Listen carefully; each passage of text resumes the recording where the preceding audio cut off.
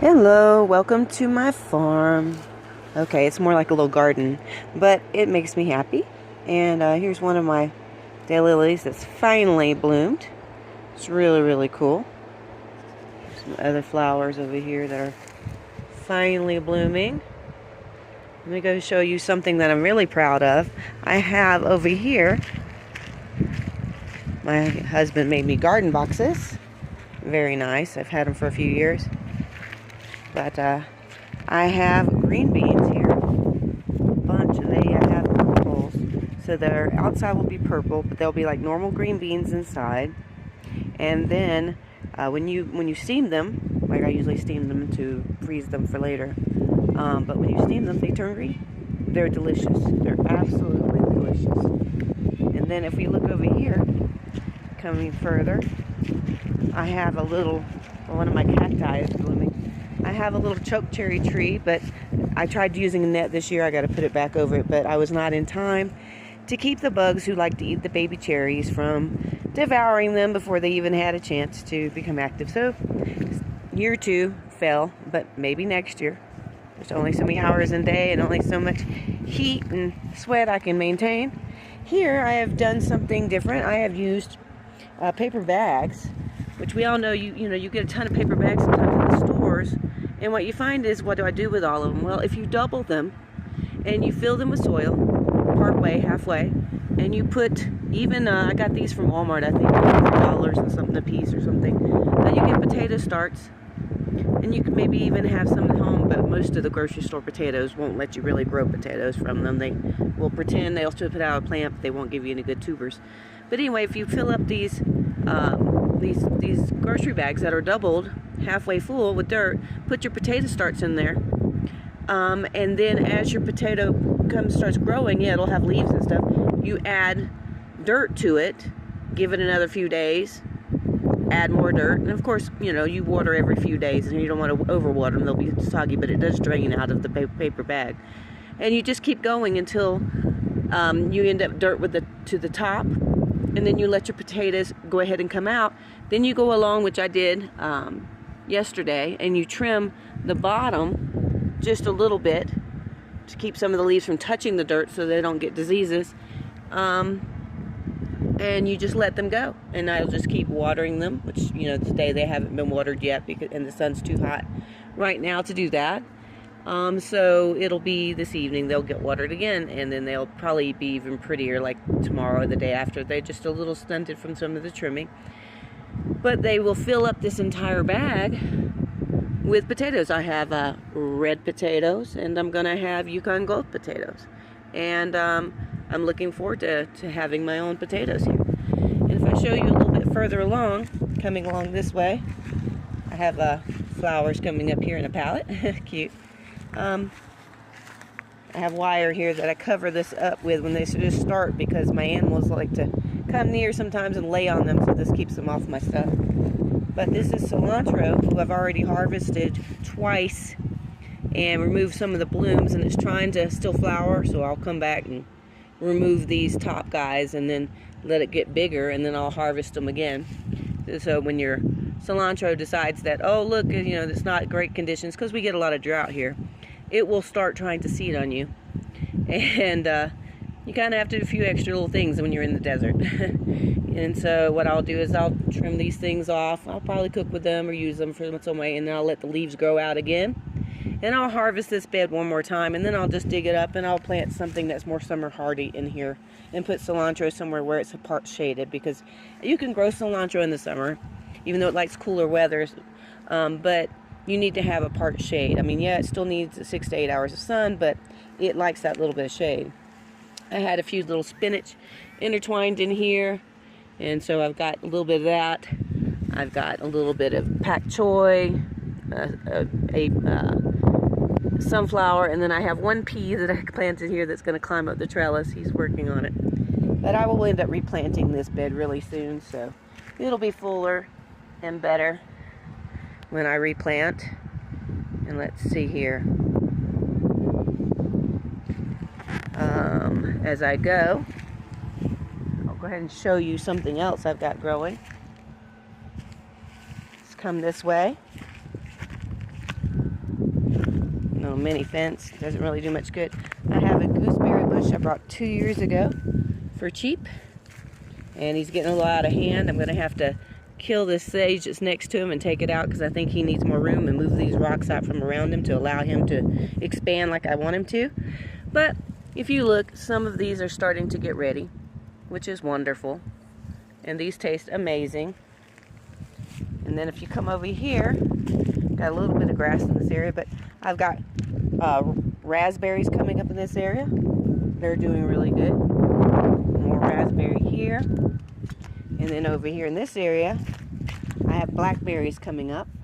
I'm going to actually put a fence along here for these blackberries to grow over and onto, so I can get on either sides of it to pick it.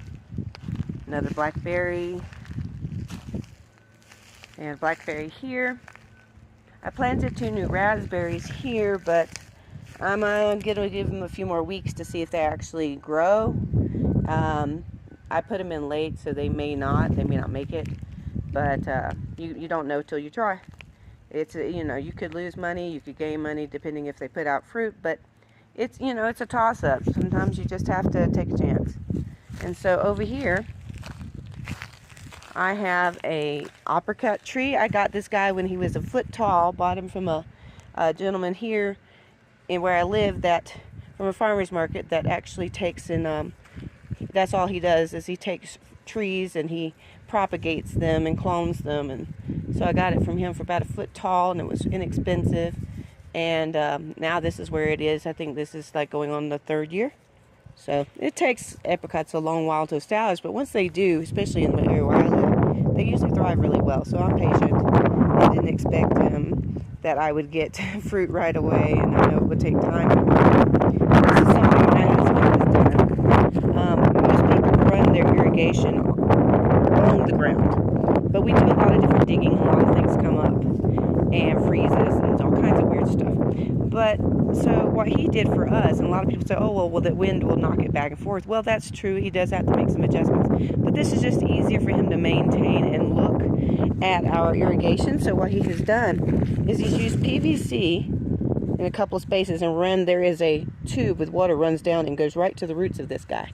And he's took that PVC and he ran it up, and he's got it running all the way down our fence so we can expand down that way.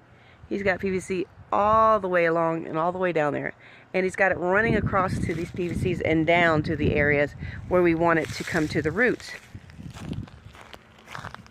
And so here I have to go ahead and harvest this. It is all gone and going to seed. This has got a nice peppery taste. It's a salad green that you can use. It's a type of arugula, and it's very good. So I bet I'm going to have to go ahead and harvest that and replant this bed for the summer as well.